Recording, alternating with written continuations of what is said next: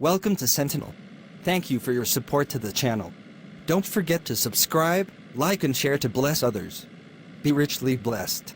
Enjoy your viewing. Hello my dear Natalie.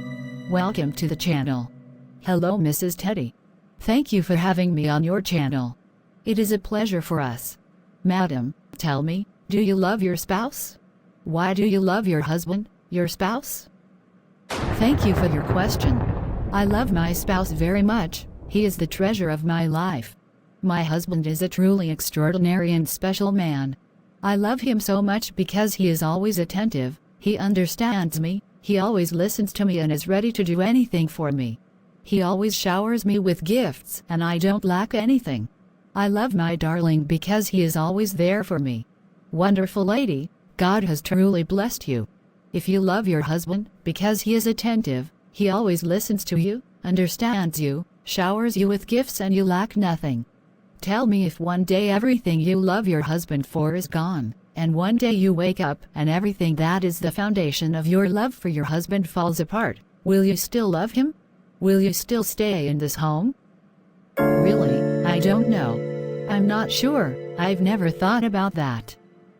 We're going to stay tuned to follow together why we should love our spouses and our wives. Hello Mrs. Lisette, welcome to the Sentinel channel. Hello Mrs. Teddy, thank you for inviting me. I am the one who thanks you for coming. Can you tell me madam, if you love your husband and why? Thank you for your question. I really love my husband, because he is a very handsome man, he has a very well-built figure, with his black and well-waxed complexion. When I look at him, I am never satisfied. I can spend my whole life looking at him. I will never get tired. Besides that, he is a very intelligent man, who works a lot. He is an intellectual man, he never stops covering me with gifts. Madam Lisette, life sometimes has surprises in store for us.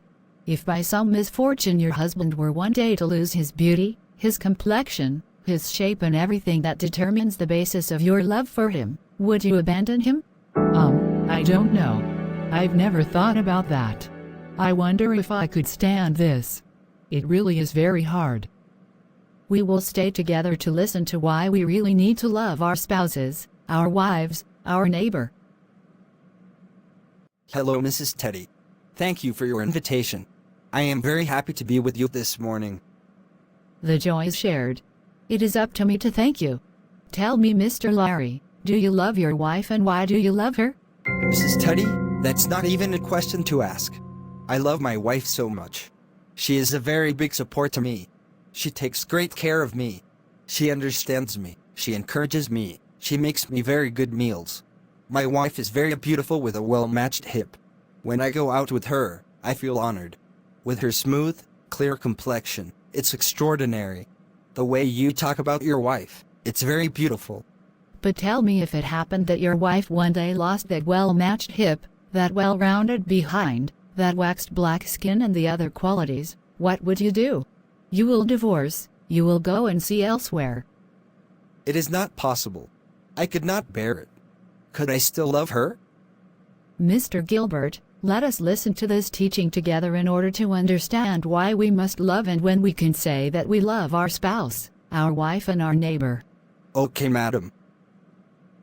We are going by the grace of God, with the help of the Holy Spirit to speak about true love. We are going to explain what love is. We all have had a wrong explanation of love. We always hear about topics or themes, which talk about how to know if your husband or wife loves you, or sometimes we hear here are the signs, which show that your husband or wife really loves you. Never heard how to know if you really love your husband or wife. Or here are the signs, which show that you really love your husband, your wife, and your neighbor. Love according to God is the complete opposite of what the world, our flesh, cultures tell us. Love according to the world, according to our flesh says, I will serve you as long as you serve me. I will love you as long as you love me. True love is not a feeling, an emotion or a sensation. True love is a choice, a decision, a commitment to do good. True love is a command that God has given us. The Bible states in John 13 verse 34, love one another as I have loved you. Jesus asks us to love each other, but in the way that he loved us. True love is not a feeling, because feelings vary according to circumstances and times and are not lasting. While the Bible states in 1 Corinthians 13 verse 8 that love will have no end, love does not fail, love never dies. But on the other hand, feelings die according to time, circumstances, mistakes, faults. True love does not seek to feel, but it is a decision. True love is not self-centered. It does not stand on its own interests but on the others. True love always wants the good of the loved one whatever the situations, and seeks his interests even sometimes at the expense of the dependents. If we ask the question to the majority of men and women today to know if they love their wives or their husbands, and why, everyone will say, I love him because he takes care of me, he is attentive, caring. He is always there when I need him. He showers me with gifts, he provides for my needs. He gives me everything I need. I feel very good when I am with him. I am emotionally, financially, and physically secure with him or her. He or she cooks well. I am intimately satisfied with him or her. He or she understands me. I like his or her shape, his or her way of dressing, his or her walk, his or her smile, his or her way of speaking, his or her voice. He or she pampers me well. Everyone will give the reason why they love their husband or wife. When you love someone, for what they do for you or what they are, that is, you don't love that person, but you love what they do for you, or what they are. You love what you can have from them. You like the emotional, financial and physical satisfaction that this person brings you, but you don't love this person. This is not love, it is interest. Your love is based on the benefit, the gain, the income that you get from the one you say you love. True love does not seek its own interests. Love is not selfish. The Bible states in Corinthians 13 verse 5, love does not seek its own interests. True love is never oriented towards personal satisfaction. But true love is always oriented towards the other. The day when the husband or wife no longer finds that interest or reason, which pushes him or her to love his or her partner, you will hear them say, I think I don't love him or her anymore. I don't feel anything for him or her anymore. I think I made a mistake. I really was wrong. Sometimes when one or the other makes a mistake or an error, it's over. As if we ourselves were perfect. Because we are self-centered, proud, selfish, and we only think of ourselves and our own interests, we make decisions. We do things that harm and destroy us without realizing it. We don't even try to know everything the other person is going through. What they are suffering from, what they are going through or enduring. Whoever loves his partner, because of his beautiful shape, his hips, his chest, his beautiful eyes, his height, his way of smiling, his way of speaking in others, it is not love at all, but it is attraction. It is desire. Attraction is based on physical appearance. When true love says, I love you. You are my priority. Your interest is my priority. You come before me. Attraction says, I like you. I desire you. I come first. True love tells the truth. It opens up to the other because it does nothing dishonest. He rejoices in the truth. Attraction hides flaws to present an artificial facet, a false image, a false personality. When true love wants a life together full of happiness, with wonderful plans for the future, attraction wants a night together, of fleeting pleasure with no tomorrow. When true love speaks with the heart, attraction speaks with the body because sensations and pleasures are only those that interest it. Where true love accepts the qualities and defects of the other, supports and helps in difficulties, attraction is against defects, mistakes, and is ready to leave, to give up in bad and painful moments. Where true love admires, praises the soul, the heart, attraction has God only on the body, the physique, the appearance. Love always seeks to give, to delight the other, but attraction always seeks to take from the other for itself. Attraction is always selfish, self-centered, proud, but true love is always turned towards the other. Whoever loves his partner because of his intelligence, his open-mindedness, his wisdom, his knowledge, does not love him but has admiration for him. Whoever loves another because he is a good leader, a woman or a man of prayer, he is a good pastor, a worker in others, it is not love but it is admiration. Now we are going to talk about true love. We are going to talk about those who really show that you love your partner, your neighbor. When do we say that someone loves his partner or his neighbor? You cannot say that you love your partner or your partner because of what he does for you or what he gives you. Love says I love my husband or my wife because I take care of him, I make him happy, I always seek his good, and I do him good beyond the mistakes, the shortcomings, the faults in others. I always seek his happiness. I do not envy him, even when he is blessed, he evolves, he is elevated more than me. I love my husband, my wife, my neighbor, because I always seek his interest. I am honest with him. I always tell him the truth. I don't cheat on him. I love my husband, my wife, my neighbor because I am patient with him, I can forgive him. I support him despite his faults, his mistakes, his shortcomings. I am with him or her at all times, in times of sorrow and joy. The Bible states in John 3 verse 16, God so loved the world that he gave his only begotten Son, that whosoever believeth in him should be saved. It is because God loved the world that he gave his only begotten Son. True love is not receiving but giving. Does God love the world? Yes, God loves the world. What is the proof of God's love for the world? It is the gift of his only Son Jesus. Love is a decision. It is the firm will to want good, and to do good to the other. We will see the characters or characteristics of love. That is, what constitutes the distinctive characteristics, the dominant features of love. We are going to talk about what defines love. The Bible states in 1 Corinthians 13, verse 4-8, love is patient, love is kind. It does not envy, it does not boast, it is not proud. 5. It does not dishonor others, it is not self-seeking, it is not easily angered, it keeps no record of wrongs. Love does not delight in evil, but rejoices with the truth. It always protects, always trusts, always hopes, always perseveres. Love never fails. But where there are prophecies, they will cease. Where there are tongues, they will be stilled. Where there is knowledge, it will pass away.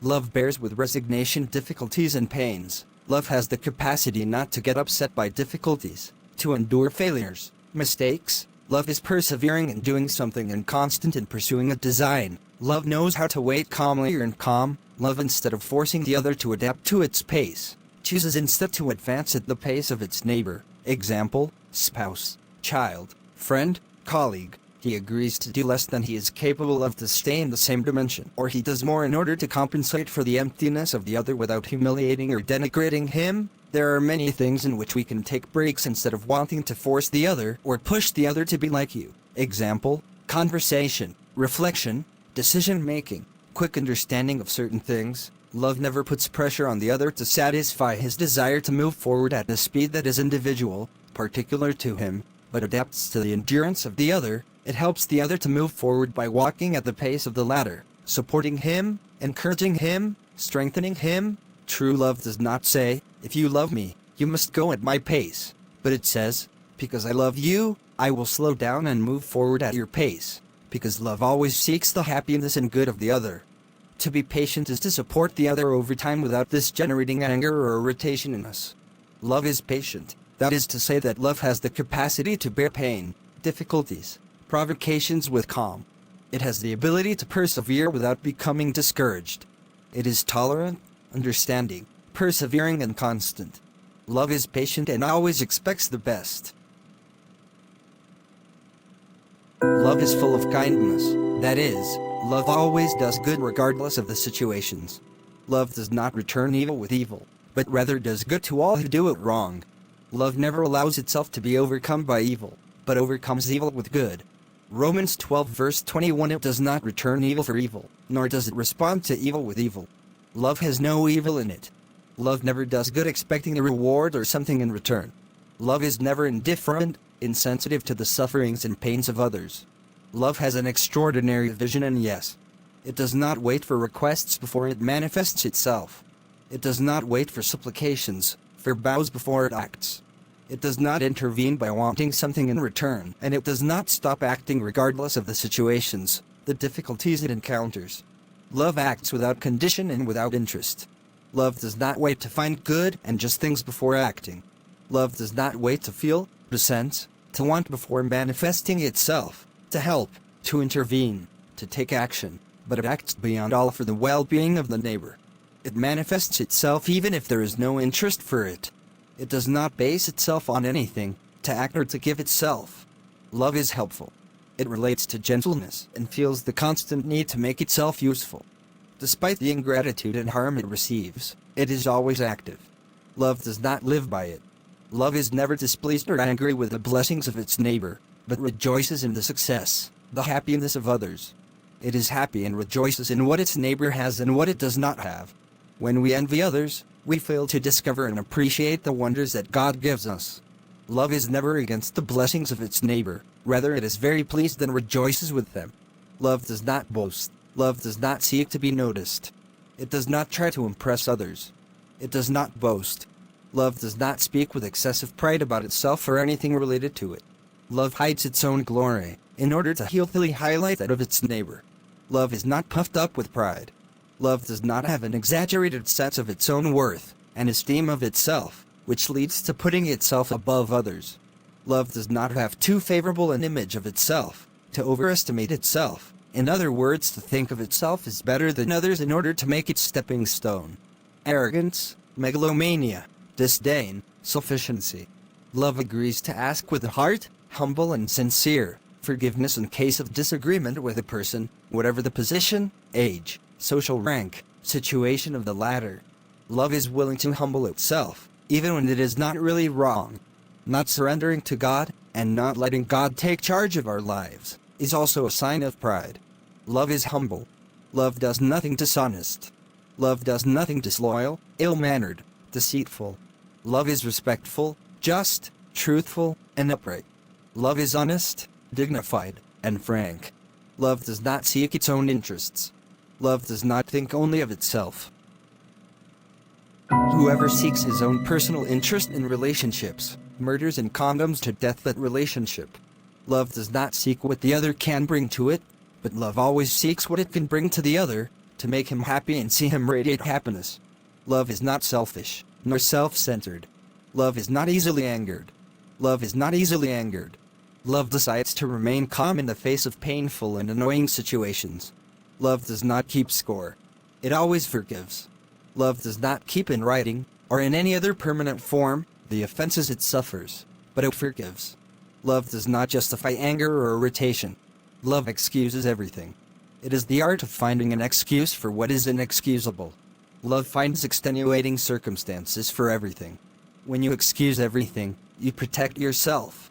You protect your heart from bitterness, hatred, revenge, frustration, disappointment.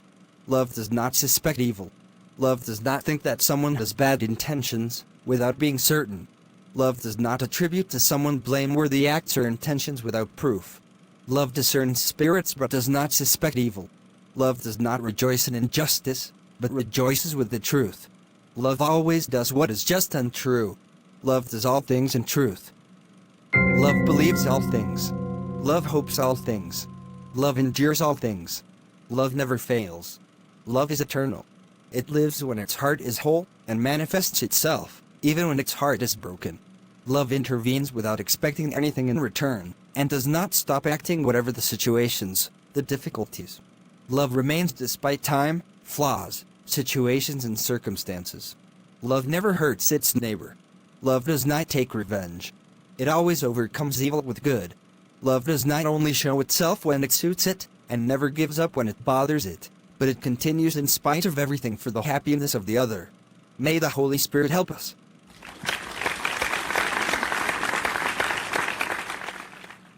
Brothers and sisters, we are the end of this video. Don't forget to like, comment and to subscribe.